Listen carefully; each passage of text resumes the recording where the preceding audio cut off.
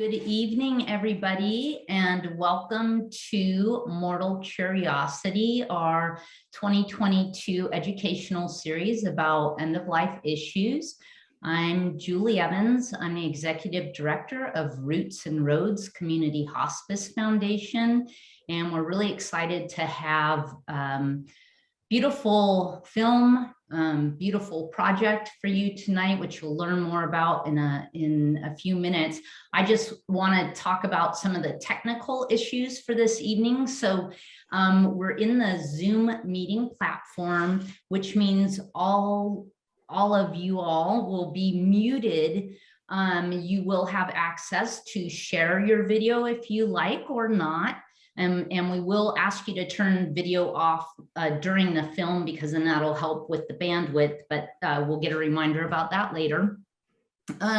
We do want to hear from you though, so if you have comments or questions, use the chat function as you see there in the middle bottom. If it's a question, just put a Q in front so we can distinguish that.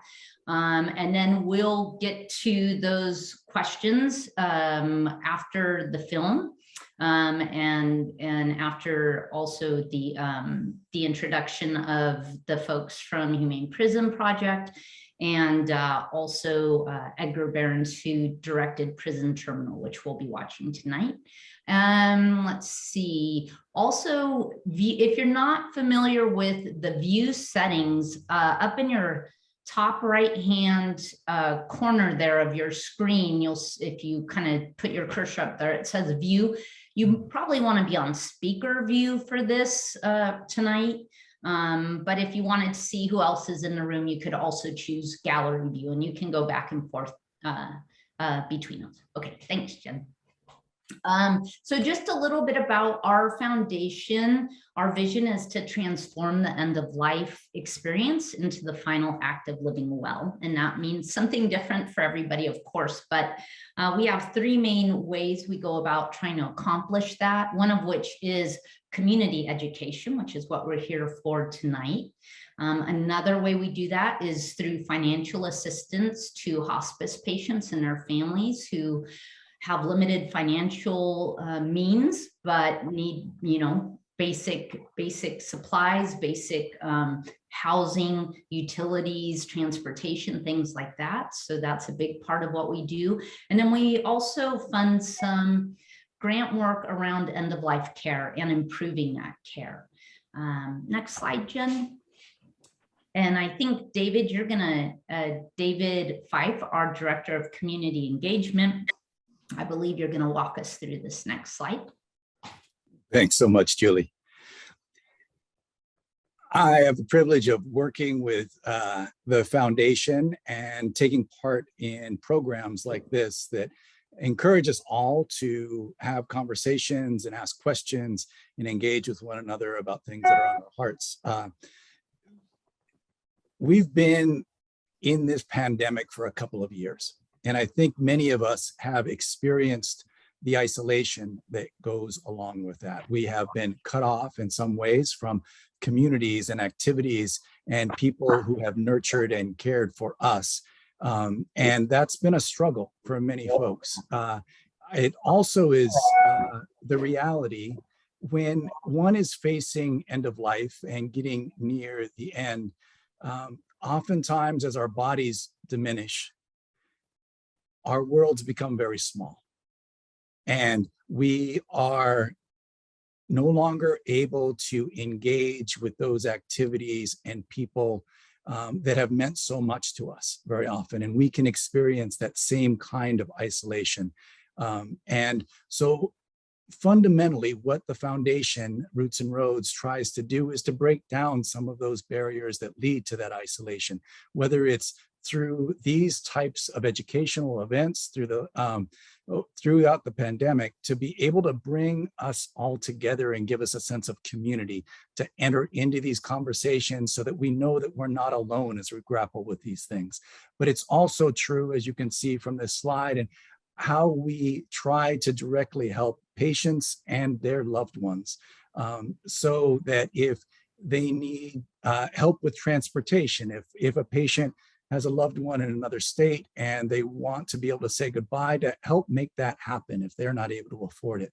Or if there are caregiving needs for the patient, to be able to bring those folks into the home so that each person is able to get the care that they need, to be able to connect one another, to let each person know that they're valued and respected and that they're able to receive what they need. And so that's fundamentally the work that we do at the foundation. And you can see from that chart some of the things that we've been involved in.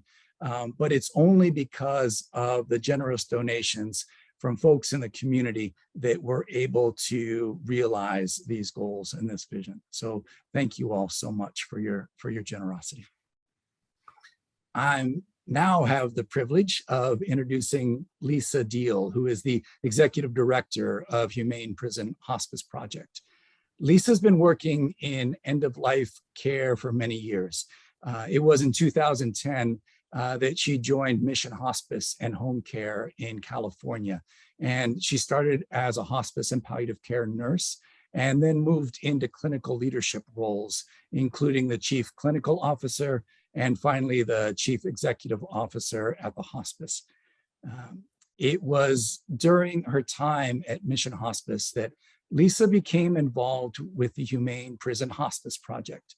And under her leadership, Mission Hospice became the clinical sponsor for Humane's work to provide the Brothers Keepers, a group of incarcerated men at San Quentin who had been trained as peer counselors, with additional training as compassionate end-of-life caregivers for their brothers in prison. It was visiting with the men in San Quentin that offered another life-changing experience for Lisa. And today, she feels honored to be able to combine her passions for working with the dying and serving those behind bars through the Humane Prison Hospice Project. And on a personal note, this work is dear to me as well. When I lived in the Bay Area in the 1990s, I made visits with a man who was incarcerated at San Quentin and visited him until his death. So Lisa, thank you so much for joining us, and we'll turn things over to you now.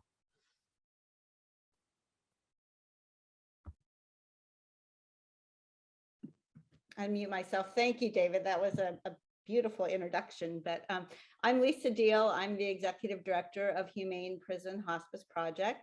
And as David introduced me, I am a nurse and a public health professional by background, and really approach this work with that lens.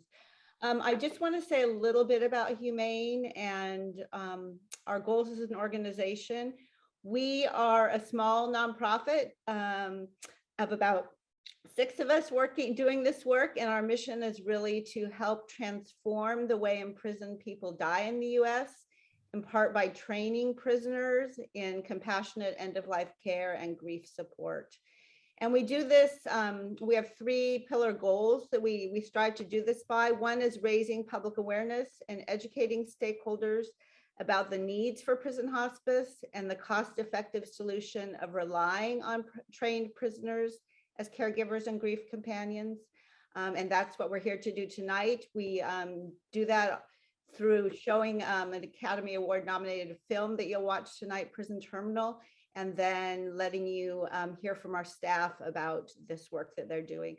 We also facilitate, implement, and support prisoner-trained caregiver models in California prisons, and eventually we hope to expand to prisons in other states as well. And thirdly, we advocate for policy and legislative change that will support prison hospice as an option for those dying in our carceral system, which it isn't today. So with that, I would like to introduce the 3 panelists. I don't have their full bios here, David, so if you want to say more about them, you can, but I will introduce the panelists, and we will watch the film, and then you'll have a chance to get to know all of them and this work, and to be able to ask more questions. So we have Ladybird Morgan. Ladybird, do you want to just raise your hand? Ladybird is our program director. Ladybird is a nurse and social worker by background. She has extensive experience working in hospice and end-of-life care, and also has worked a lot in sexual violence and trauma. Edgar Barens is our documentary film producer who produced the Academy Award nominated film Prison Terminal. And before we watch the film, I'll have Edgar say just a few words about what you're going to see, because it's a pretty powerful film, and we just want everyone to be in the best space to be able to take it in. And thirdly, Marvin Mutch. Marvin is our policy advocate. Marvin spent 41 years behind bars, wrongfully convicted for a crime he didn't commit, and is now dedicated his life's work to advocating for the men and women behind bars, and really working toward prison reform. So with that, I will turn it over to Edgar to say a few words about the film, and then we'll get started. Thank you. Thank you, Lisa. Hi, everyone. Thanks for coming tonight. It's a great turnout. Lovely. I'm just going to give you a little bit of information on the film. The film was completed in 2014. It's about 39 minutes long, and it's a documentary film I made about a prison hospice program in the state of Iowa at the Fort Madison prison. It's a maximum security prison, about 600 inmates. About a year before I went there with my camera, they started a prison hospice program based on kind of one of the original ones out in California, also based on another one down in Angola, Louisiana. And if you know anything about prison history, the prison down in Angola, Louisiana is one of our worst prisons. But ironically, they started a prison hospice program of their own that incorporated prisoners into the care of their friends who are in the prison with them. And for the prison down in Angola to do that was quite amazing. So I made a short film years earlier about that prison hospice program. And I kind of got bit by the prison hospice bug at that point. 10 years later, I moved to Illinois from New York City, and I started looking for a prison hospice in order to do a larger film. And that's what you'll see tonight. I was able to stay in this prison for 6 months. They actually gave me pretty much free reign of the prison for 24/7 for 6 months. And as a filmmaker, that was a dream come true. I was able to follow one of the prison hospice patients, Jack Hall, who you will see tonight. You'll get to know him fairly well, as well as the men and the women who took care of Jack in his final days. I think I'll end it there. I just want to give you a little bit lay of the land about prison hospice and how many there are in this country. These are roundabout numbers, but we have about 1,800 correctional facilities in the United States. Of those 1,800 facilities, only 70 have a prison hospice, and less than half of those utilize the prisoner as an active caretaker.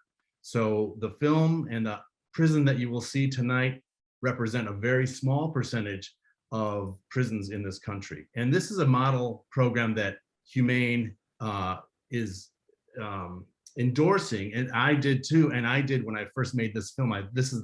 You'll see the benefits of this hospice where the prisoners are trained as active caretakers, which is makes a huge difference in the care of the prisoner who is passing away. So I will end it there. I'll share my screen and hopefully everything will go well.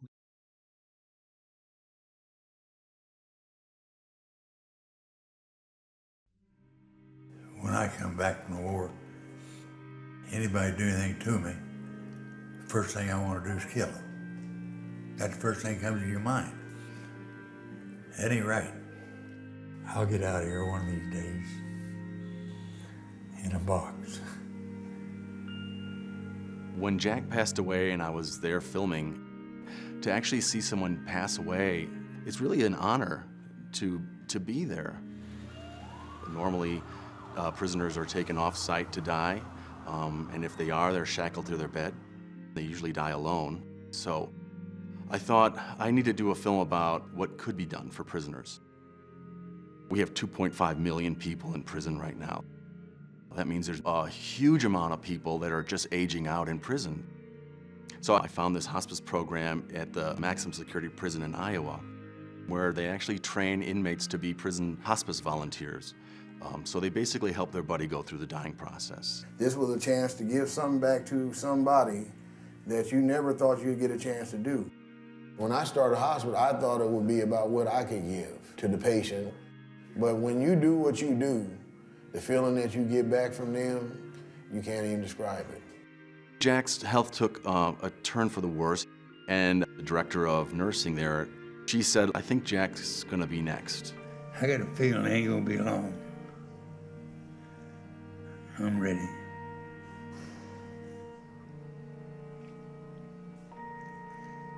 "82 years is enough." Jack knew I was making this film, and I basically leveled with him. I say, you know, Jack, I'd love to focus in on you, and if you choose to go into hospice, because it is a choice, I'd like to film you until the moment you pass away, if that's possible. And he was okay with that. I'm gone. All you gotta do is go, Pop. When you wake up on the other side, we'll be over here looking for you. They're allowing us to be there at the very last minute of their life. It really opened my eyes to see that these programs give an inmate the possibility to be compassionate and loving if given the chance.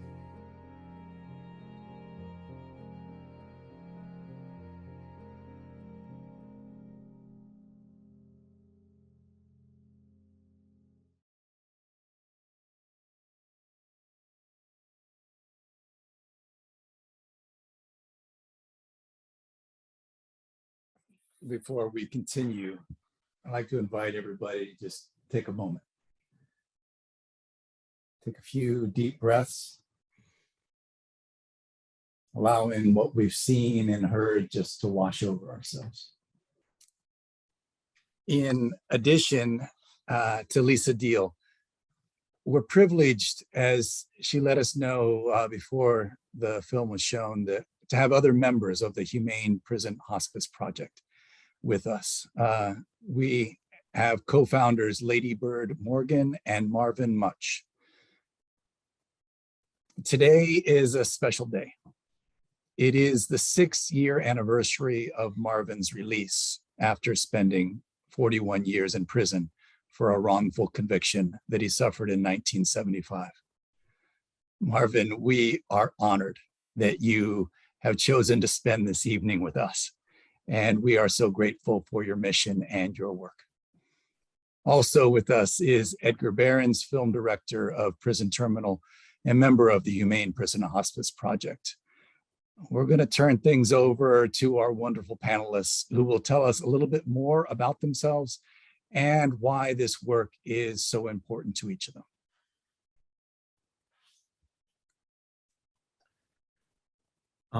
I guess I'll start quickly. I kind of alluded to this earlier. I was introduced to the whole concept of prison hospice when I was working for the Open Society Institute, a foundation in New York City. I was asked to make a short film about a program, a prison hospice program down in Louisiana at the prison called Angola. And it was for a conference, a first of its kind. It was a conference on death and dying in prisons and jails. And Sister Helen Prejean was going to be the speaker there. And we wanted to show a short film about something positive that was happening behind the walls. And it was this prison hospice down in Angola. I spent 3 weeks down there making a short film, kind of a nuts and bolts film on how to set up a prison hospice. It's not rocket science, but for many prisons, they're clueless and they don't know how to go about it. And instead of looking into it, they would rather not deal with it. And that's why we're at where we're at right now with how many people are passing away in prison. And they're passing away badly. I should say that this is a unique prison hospice program. Sadly, many prisons do not have programs like this, and prisoners die badly behind bars. We'll go into more details about the 3 ways that folks die behind the walls. Anyway, after I made that short film, I was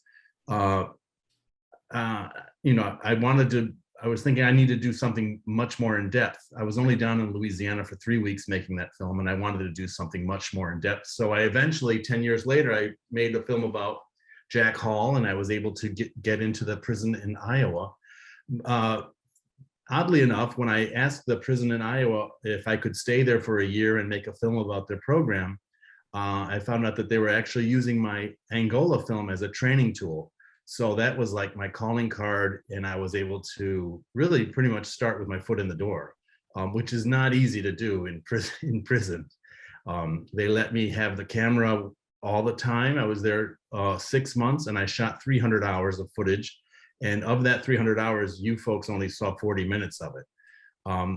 And I think that the editor who worked with me found the best 40 minutes. Although I have to say, when I was editing it myself, I have like 6-hour versions of the film that would hopefully not play very well publicly.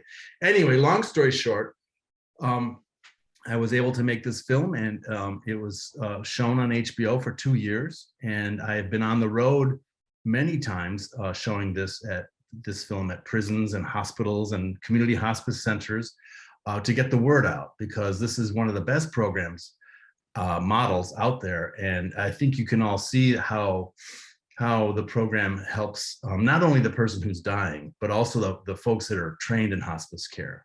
And it changes their life as well. And it changes the prison community ever so slightly if there's a prison hospice program behind their walls.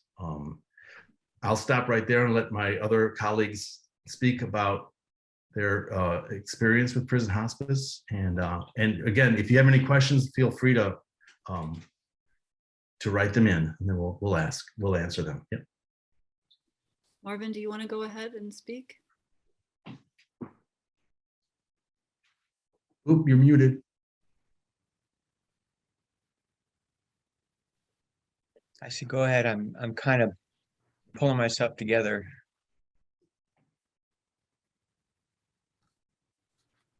Okay, I'll go ahead. Is that what you're saying? Mm-hmm. Okay, absolutely understood. First, I want to just say, ask Edgar, will you please make sure to give some numbers about how many prisons have hospice programs and how many don't? Because I've seen a couple of questions about that, and it's really good to know. But I got into this in around 2015 when Sandy Fish asked me to help her get a hospice program in San Quentin. And just to be clear, there is still not a hospice program at San Quentin. We have had the honor of working with some prisoners there and training them and giving them the skills to be peer support and bedside caregivers, but there is not an actual hospice program there. But I got involved in the work because of what Edgar just mentioned, the impact it has on everyone involved to be able to share the chance to access humanity. To me, felt like such a tremendous opportunity. And I remembered as a hospice nurse and manager and facilitator trainer outside of prison, there was so much focus on the caregivers sort of being the ones who were offering something. And what always impacted me the most is when I would go into a home and teach the family how to be with their loved one who was dying. And then I could step back and allow them to actually be with each other, because it really wasn't about me. I wasn't a part of that family. Yes, I had a tremendous capacity to care and to show up, but it was so moving to see families actually realize that they also were able to show up for the people that they loved the most, and for them to be cared for each other. And so in prison, everyone is there, not the family that somebody would choose, but the family that's available and present for them. And there isn't the need for strangers to come in this sense. And it just feels so important. And it feels transformative that when those people get to actually access that, as Herky said in the film, is something that he didn't even realize he had inside of him, he got to actually experience. And that's transformative. It changes how people view him, to me, it changes the world. So it's more about that than it was just about making sure that someone didn't die alone. So that's really what spurred me into the work. And I've been really humbled and honored to be a part of it all of these years. And it's an uphill journey, because it is really challenging to get prisons to bring hospice programs in for many, many reasons. But it's not just oh yeah, we should have this and then it happens, which is why we're doing this work. So, but I'll let Marvin, I know we're only on for a while, so I want Marvin to be able to introduce himself. Yeah, whenever I see this film, it's a roller coaster ride for me because of the mixed emotions that happen throughout the video, but also underlying all that, it's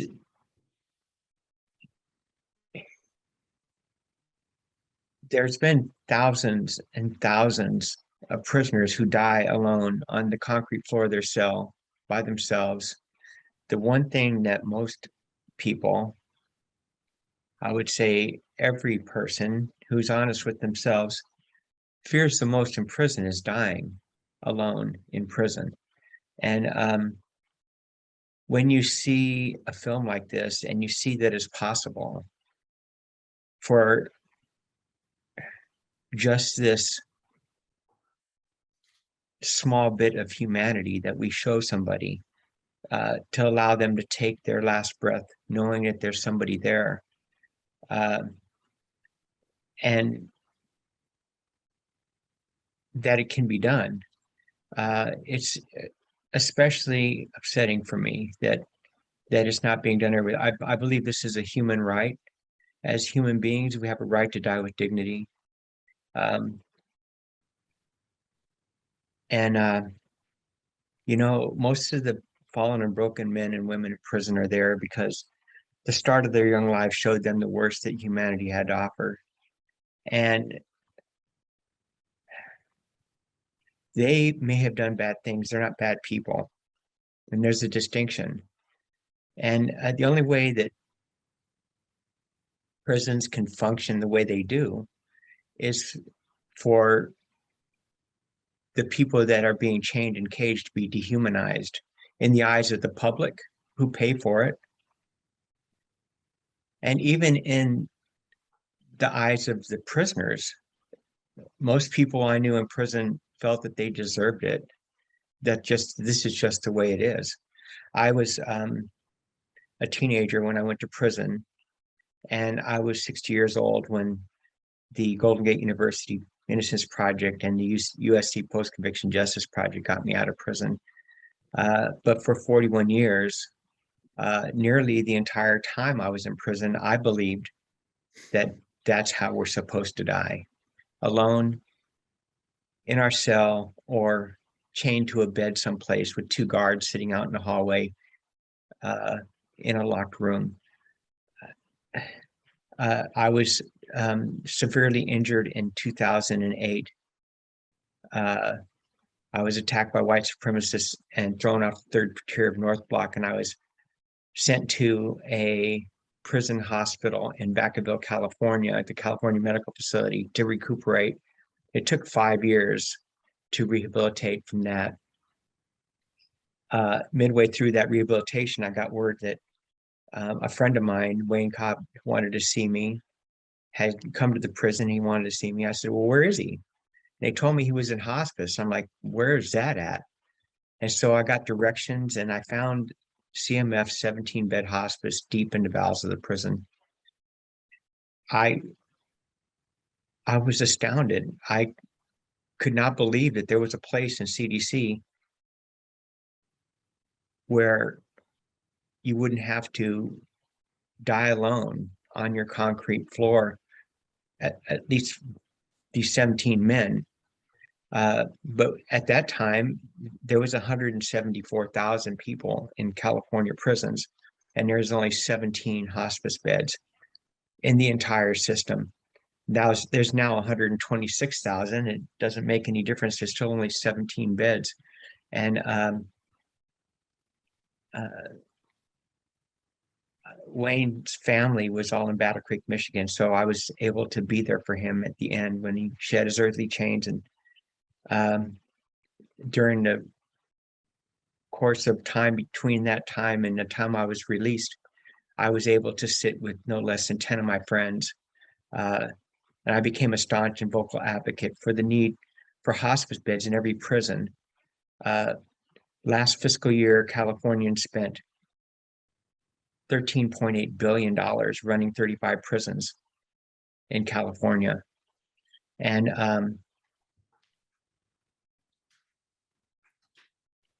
I can tell you that the prison that I was in recuperating was different because that hospice was there. That hospice was like the soul of the prison. When you go into prison, the first thing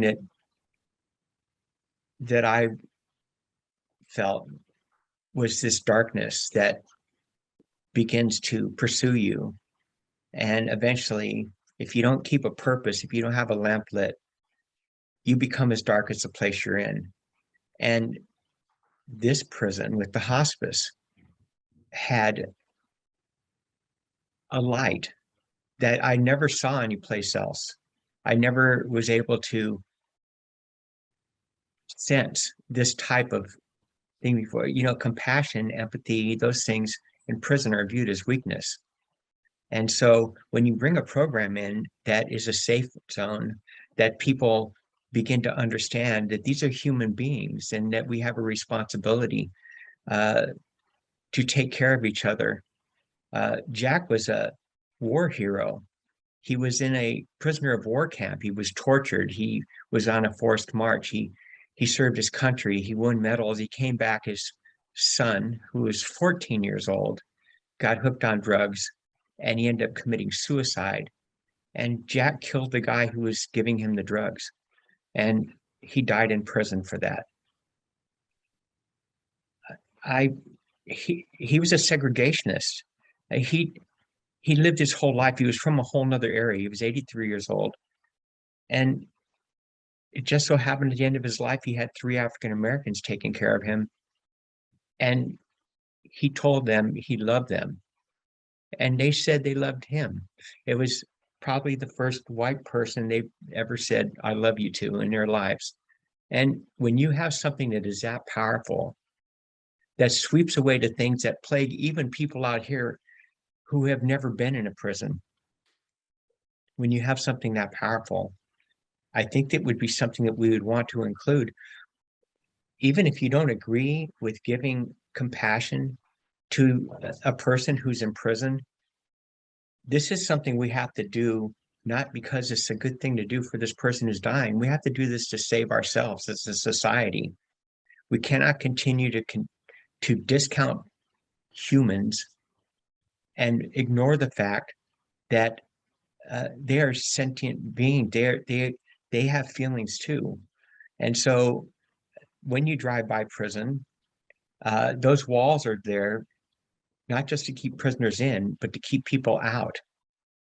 They do not want hospice programs in most prisons, because the first thing you have to do is recognize that they have a right to die with dignity. And once you humanize the prisoners, the people that work there will start recognizing them as human beings. And now you cannot do the things that you do. It's very complicated, but it's very simple. If we believe that as human beings, we have a responsibility to shepherd dignity into our relations with people, then we should make sure that we're doing that no matter where this person is at. I'm a big believer in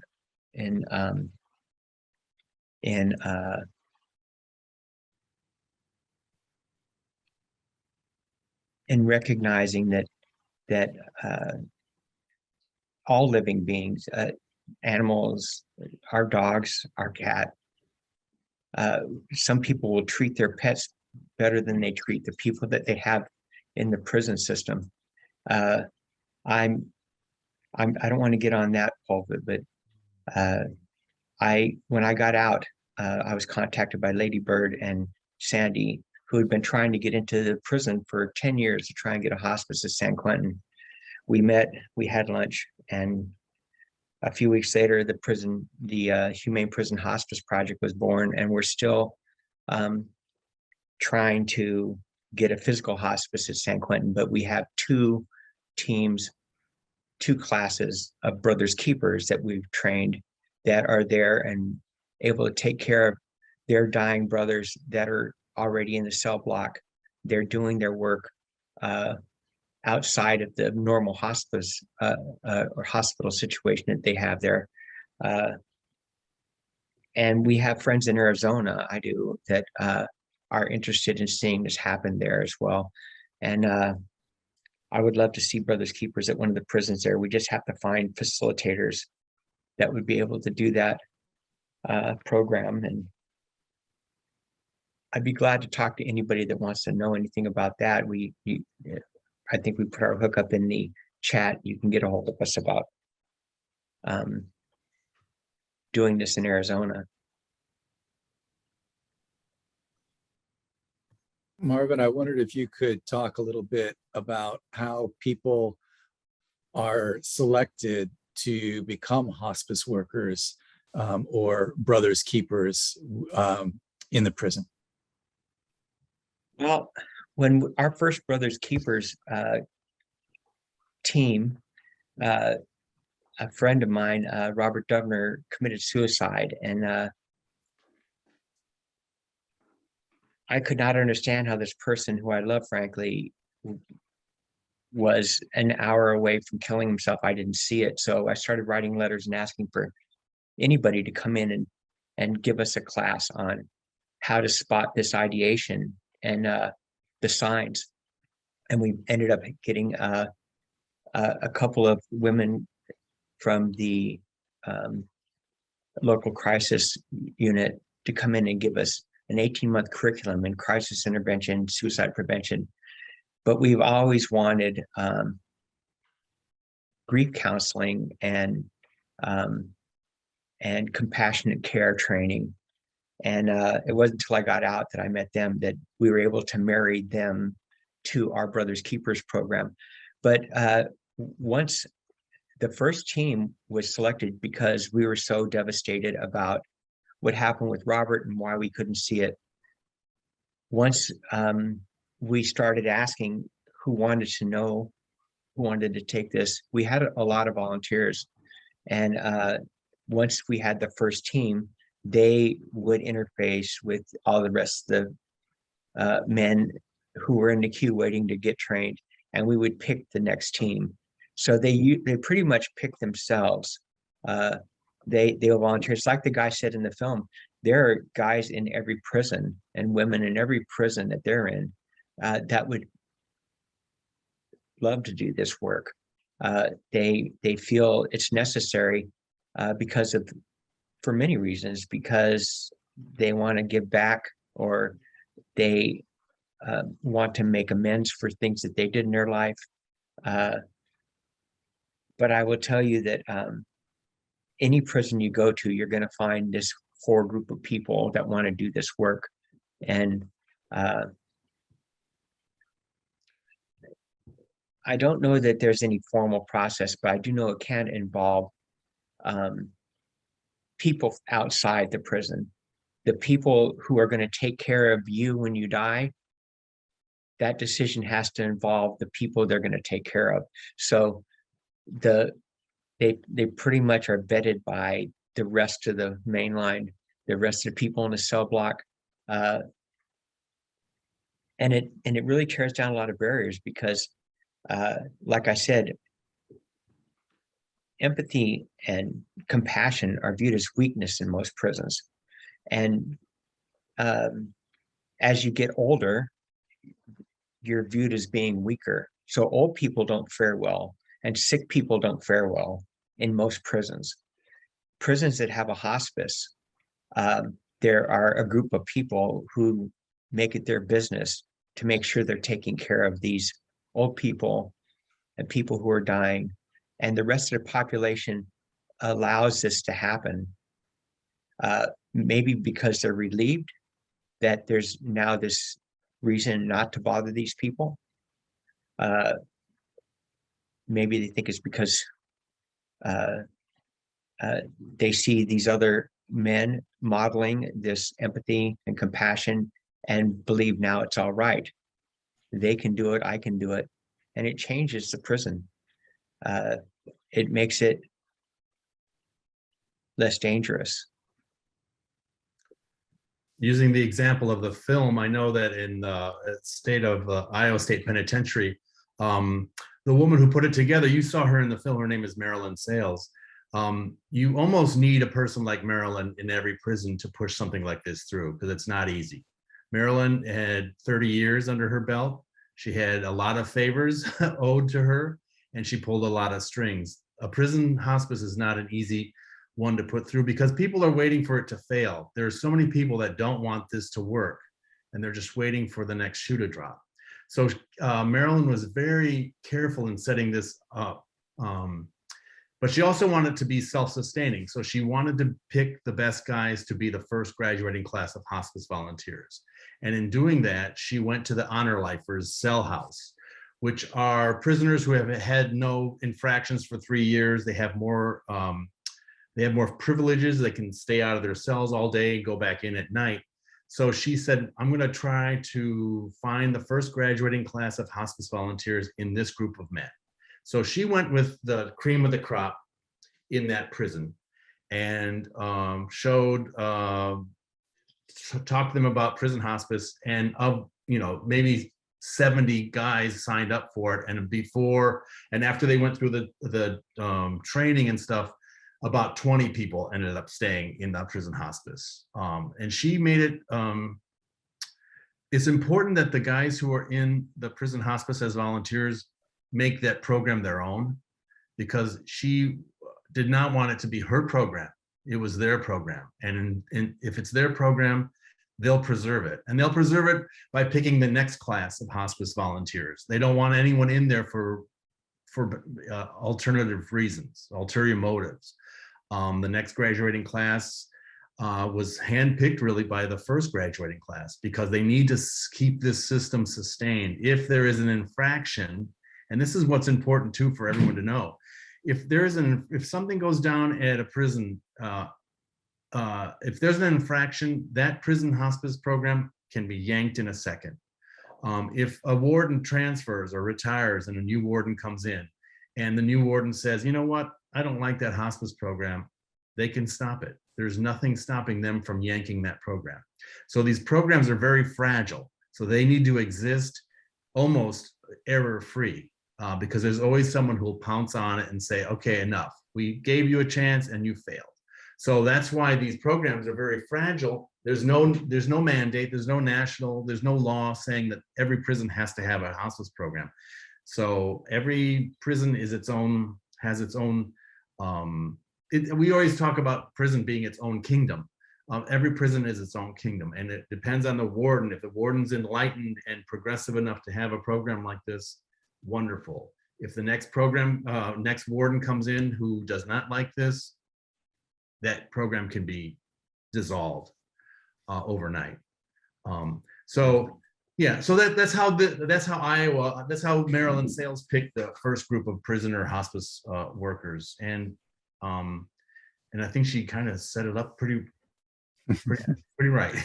Pretty good. Thanks, We actually need a national mandate, which is my vision, is that I'm going to start with California and see if we can get lawmakers to recognize that there's a responsibility when you have care and custody of a human being, regardless of what they did.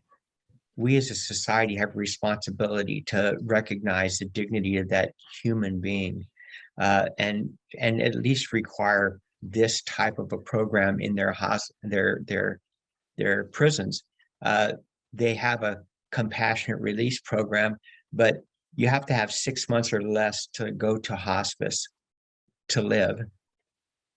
And it takes 9 months for the paperwork to get compassionate release. So the best next thing is to have a situation where your family can come and sit with you. I don't know that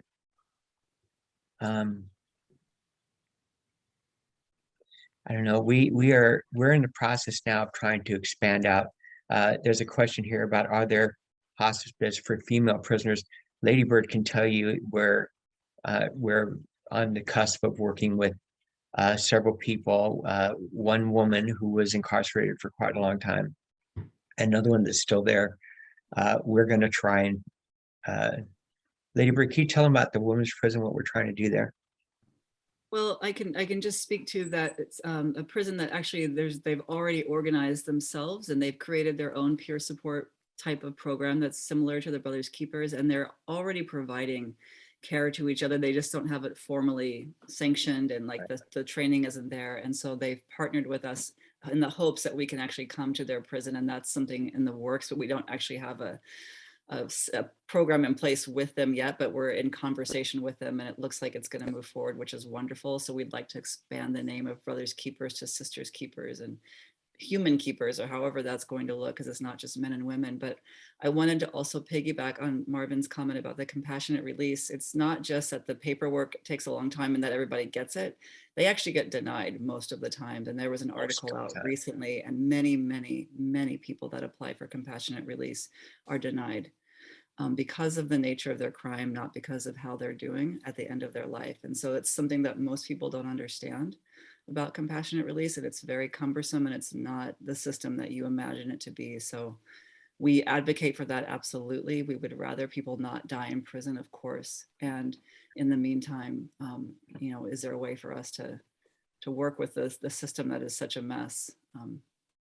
Ladybird, I was wondering if you could talk a little bit more. There's questions about what are some of the major roadblocks in getting prison hospice programs started.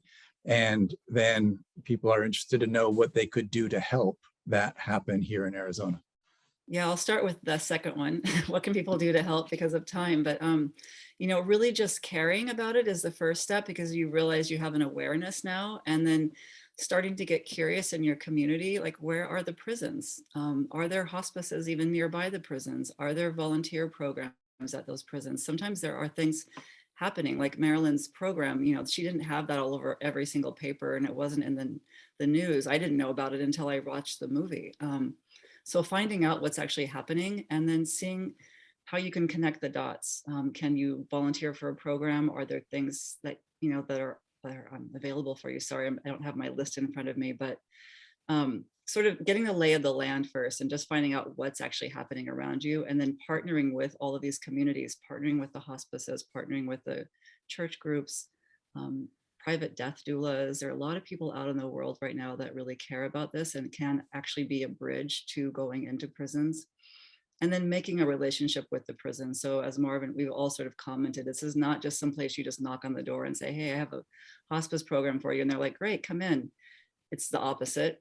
And it takes time and some willingness to be humble with, like, this is a pretty hard system that they're actually working in. And it's not that everybody is evil within it. It's a really hard system that we actually created. So coming in with some understanding about that. The roadblocks are pretty much related to that. You know, even in medicine, as a nurse, I can say a lot of medical people don't get trained in hospice and palliative care. So we would expect that people in prison did not go there to work in hospices or palliative care. So there's an educational piece that's needed for the medical staff, but also the correctional team, for everybody involved. So coming in with the intention of educating first before shifting the system is helpful. Another roadblock is money and systems. And some prisons, you'd be horrified to know, but they don't always have running water, or, you know, soap in every room, or soap in the medical facilities or in the bathrooms. I mean, these are systems that have been kind of, like Edgar said, their own little realities that haven't necessarily been supervised or managed or criticized for what they have or don't have. And so roadblocks are finances, actual structures. I mean, all of that can be changed, but that'll be the first thing that they'll say is, we don't have the capacity, we can't do it. Education, that, and then, yeah, just really the awareness of it. I think as people understand the importance, that we're not trying to demonize them as prison workers, that we're asking to actually improve their quality of life as well, and their work. I think the shift is possible, but it's going to take a little bit of maneuvering and some steamrolling as well. I mean, I'm happy to do it both ways. So we're going from the top and the bottom. But as a volunteer, as somebody in your community, really just like finding out, like, who's out there, who's interested, who can we grab a team with you, partner with hospices, partner with other people, and talk to us. We're happy to do that. Yeah, Edgar. I'm going to just piggyback on something that Ladybird said. One thing that Marilyn, when she was setting up this hospice, one thing she did do was include the community hospice. She contacted Lee County Hospice, where, you know, hospice volunteers work, and there's a core of staff there. And she said, hey, listen, you want to come in and teach hospice to the prisoners? And she probably went through 4 or 5 people before 2 of them said, okay, yeah, I'll do it. So she brought in the community hospice workers to train the inmates in hospice volunteering. And what that did, not only did it break the wall down a little bit more between the prison and the community, but it brought in the community hospice workers. And those workers came out and told friends and family what they were doing. So it's a small, ever so slight change of how the community can change, because there's more interaction. So it's kind of piggybacking on what Ladybird said. Like, if you do work for a hospice program, you're a community hospice volunteer, think about bringing this issue up at your meeting. When I was trained as a hospice volunteer to make this film, I told my hospice teacher why I was making this film, and she was like, oh my gosh, I never thought of prison hospice. I never even thought of people dying in prison. And not to make fun of her at all, but for the most part, I never thought of it before I made the film myself. So it's an issue that, nobody knows about it until you start saying, like, hey, listen, or, people that have people in prison know about it because their loved one may pass away in prison. But for the most part, the community is pretty, like, they don't know about this. So if you can bring it up at your hospice community, that's one way of starting the ball rolling. Yeah, and at the hospital as well, because I can, like, if like San Quentin, we didn't have there's no Maryland sales, so there is no person in medical saying please bring in a hospice training. It's actually been the opposite. We've offered and offered. That's been, as Marvin said, Sandy tried before she got me on board. We have offered in many, many different ways, and they've said, no, we don't want it. So the other place to go is then to the hospitals and the other places where they also could use some training, because that's where people are going, right, when they come out. So kind of broadening your pool of how can we support the entire community and increase that education, which will eventually trickle back to the prison in some way, hopefully. And the process can be reverse engineered. I mean, it's a hard sell with the number of people that have been victimized and hurt by crime and other things. It's really a hard sell to find people to be sympathetic to the people that are in prison. They don't know them. They don't have any reason to feel anything for anybody in there because they don't even know what they look like. There's just this visage of evil that they carry around in their head, that's what's in prison. But talking to fiscal conservatives, lawmakers, and people that I've talked to about this, when somebody's going to die in prison, if they die in their cell, their cellmate goes to segregation until the autopsy is done. Even though the prison knew that this person was terminal in this cell, the protocol is that they will lock the cellmate up in solitary confinement. And now that means this person who probably lived for decades with this person who died must now start his grieving process, if he even knows how to do that, in solitary confinement. If they know that this person's going to die and a person elects to go to the hospital, they will take 2 officers, a sergeant, a chase car, a van, and an ambulance, and take this person to outside hospital, put them in a room and chain them to a bed.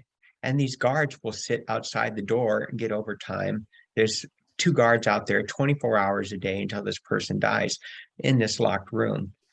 If he chooses to go to the hospital there at the prison, if that is a choice, then they get chained to a bed in there in a locked room, and somebody will look in there and see that he's died at some point. But it costs $10,000 to transport somebody with those teams. If somebody's lucky enough to get one of the 17 hospice beds in California, in the California prison system, they have to transfer them. It costs almost twice that to take them from one prison to another. When you start counting the classification committees and the other people who have the hearings to get this guy endorsed to transfer to another prison, and all the other people at the other prison that have to be involved in accepting that. You ended up with close to $20,000 when you could just have a team of prisoners who are trained to take care of their fellows, and you have a bed with a sign outside the door like that video that says hospice. That was a room that was already there. They just put a sign on the wall. That's how much it cost them. A sign on the wall. And I'm not understanding it. You know, last fiscal year they spent $13.8 billion running the prison. And there was no chandelier in my cell. I don't know what they were spending it on. But the fact is they weren't spending it on me or the people that I was in prison with. So we're talking about the administration of the prisons is costing billions of dollars. When we could just take a piece of that and the transformative effect of that hospice area, that safe place, that place of light, that will change your prison where less guards are injured and less people are stabbed, and public safety is even affected because people leave with a much different set of emotions running through them. You know, I don't know. Marvin, I want to thank you, and we're going to need to end on that note.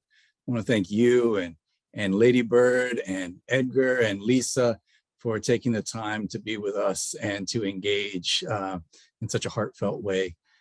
We have been moved, and I hear and I see that people would like to be able to do something to bring more compassion and care, and as you put, Marvin, light into our prison systems in our own communities. I'm going to turn things back over to Julie now. Want to echo David's thank yous, and want to thank Marvin especially for sharing your rebirthday with us here tonight. It's an honor to be with you. Right. Thank you all who are in attendance, who have supported us through your donations to make these nights possible. I want to just point out that in the chat is information for Humane Prison Hospice Project. So if you'd like to follow up with Marvin, Ladybird, Lisa, Susan, their information is in there. And one of the things about, obviously tonight, for those of you who have been at our previous events, you know, they're all over the map. Tonight, you know, I had to turn off my camera because I'm crying. And next month we're having like a game night called Morbid Curiosity. So we're all over the place, but I think the thing is coming to the conversation however we can, engaging one another. And so I just ask that you keep talking, bringing other people along with you. And we're just so grateful to have you helping us in this end of life space, making it the best that it can be. I wish you health and happiness and a very good night. Thank you, everybody.